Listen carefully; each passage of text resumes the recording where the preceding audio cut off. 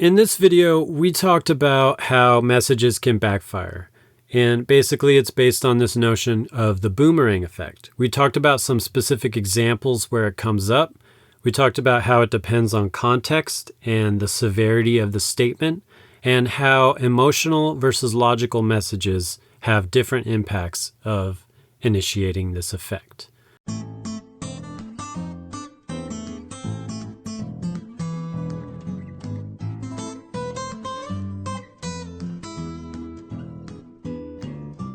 Sometimes the messages that we send don't work out as they're intended.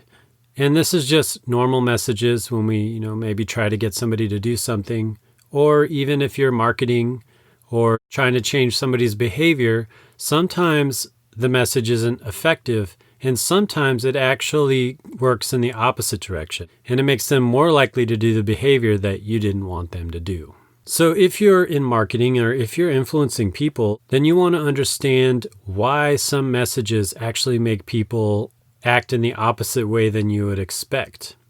And so we're going to talk about that here. We have some examples. We got some reasons why we think this occurs, some suggestions to try to avoid it.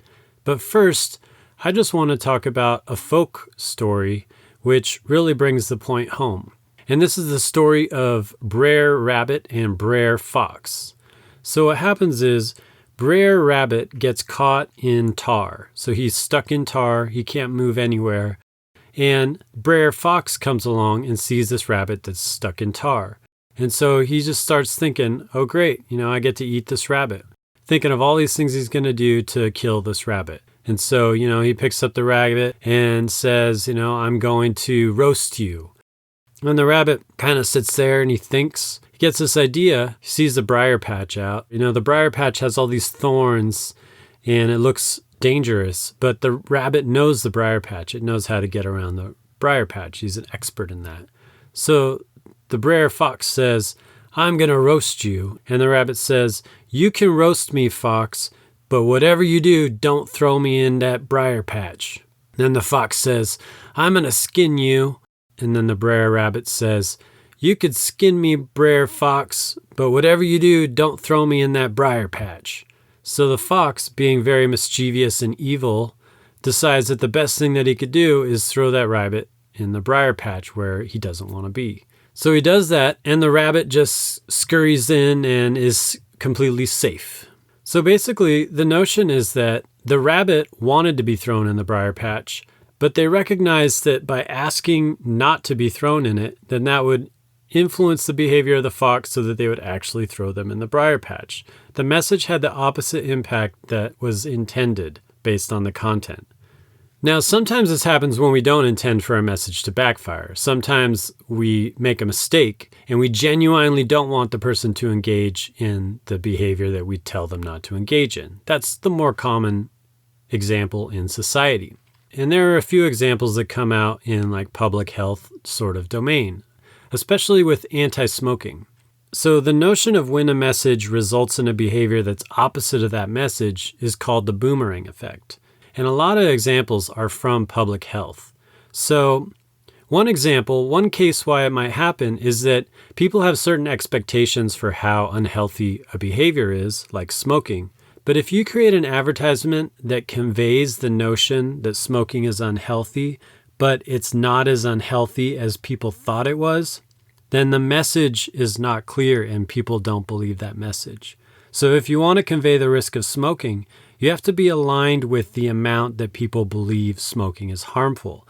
And if you're not, then it takes away from the effectiveness of your message. And I'll put a link below with a study that showed that if you want to learn more. Another study that showed this effect was they wanted to reduce people diving into the shallow end of the swimming pool. So they did a study. In one pool, they put a sign that said, no diving, danger, shallow water, you can be paralyzed in the shallow part of the pool. In the other study, they put no sign at all. And it turned out that more people dove within the pool that had the sign that discouraged diving within the shallow end of the pool. Another case of the boomerang effect happens when your message implies that a lot of people are doing something. So this is something that commonly comes up with trash. If you want to discourage people leaving trash in a location, then it's not advantageous to convey the notion that a lot of other people are leaving trash. Because then people assume that if everybody else is doing it, it's okay if they do it too. And this is also something like if you want to discourage people from taking home shells from the beach or bark from trees, basically like taking from nature in some natural environment, then you also don't want to emphasize how much has been taken by previous people as some incentive for future people not to take from that location. Because that conveys the message to the people that everybody else is taking, and therefore, if they're taking from there as well, then everybody else is doing it too. This is something that has come up with taxes as well. When the government tries to get people to pay taxes, they send a letter to them. And it turns out that if the letter implies that you are like many other people in not paying taxes, then that's a less effective message than saying that you're one of the rare people who's not paying taxes.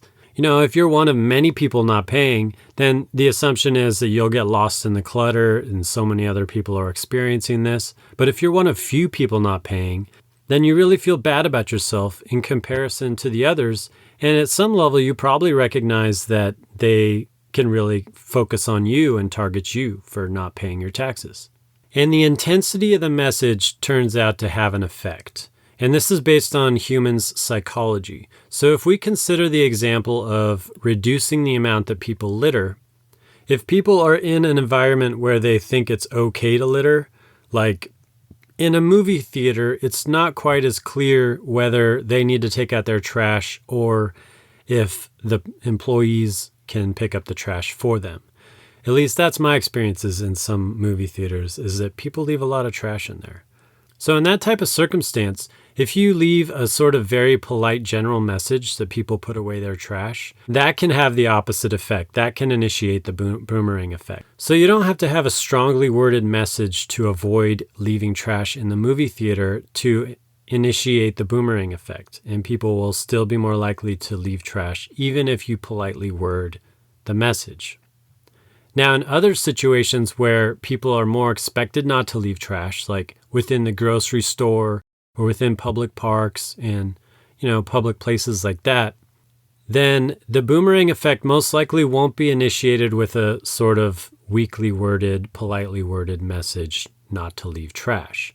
But if the message becomes even more powerful, like, don't you ever think of leaving trash here, then that's the type of message that in that circumstance can initiate the boomerang effect. So the degree in which a message can backfire can depend on the severity of the message and the context in which the message appears. So this is a really important problem to think about because there's been anti-violence campaigns, there's been commercials that try to highlight violence in relationships, and they actually end up resulting in an increase in the amount of violence within the relationships. And there's a few reasons why people think this could be. One is desensitization, which is that if you're exposed to this message frequently, then you assume that it's a normal part of behavior. You assume that violence is sort of normalizes violence.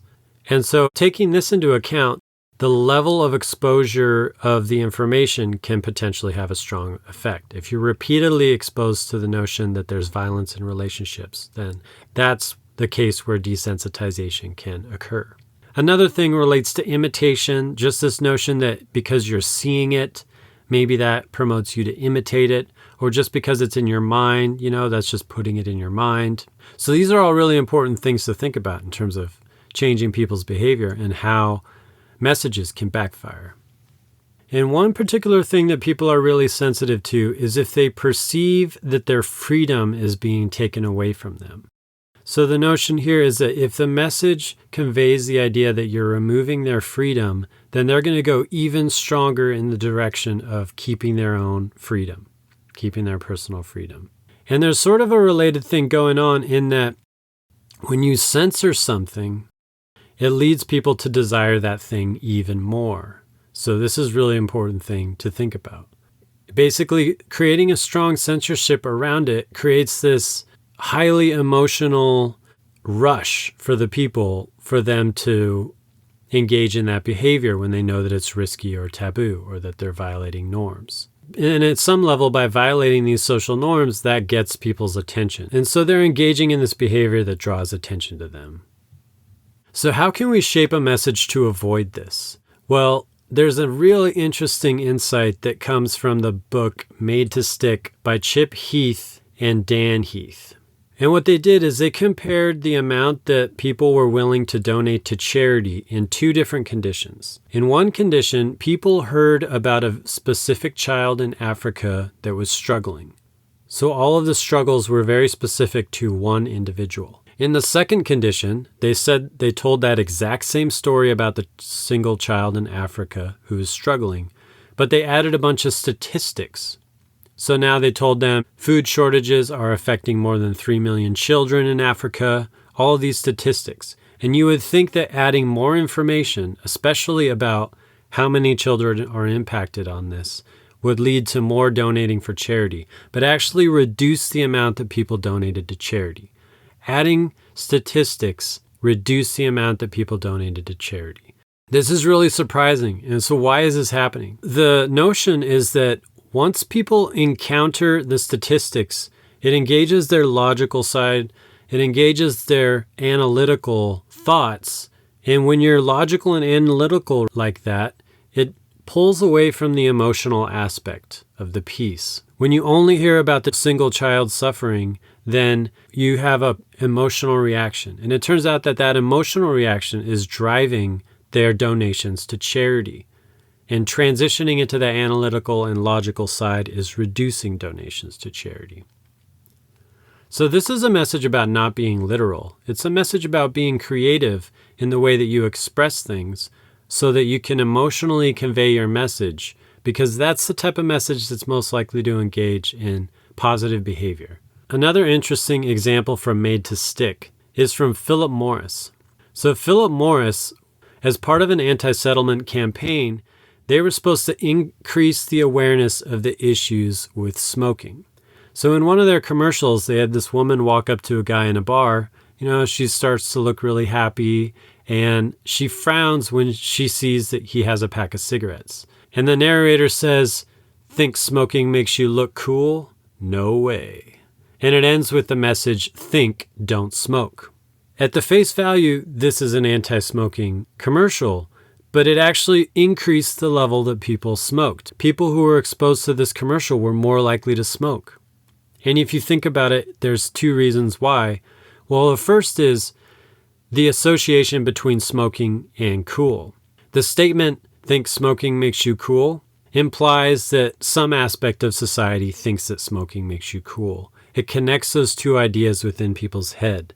And often the main concepts are what stick in our head and not the details. So the detail that it doesn't make you look cool can often be forgotten. And so just the association between those two notions, smoking and cool, gets solidified. The ending message, "Think, don't smoke," again, it encourages you to think. It brings up the logical, it brings up the analytical. And that, as we learned from the previous example with donating to charity, is not an effective way to change behavior. So in this video, we talked about how messages can backfire. And basically, it's based on this notion of the boomerang effect. We talked about some specific examples where it comes up. We talked about how it depends on context and the severity of the statement, and how emotional versus logical messages have different impacts of initiating this effect. So thanks for checking out this video. We're posting all about human psychology on this channel. So subscribe and hit that bell if you want in on our posts. And hit the like if you like this. And hit the share if you'd like to share this. Let us know what you think in the bottom if you have any more examples. And thanks for checking this out.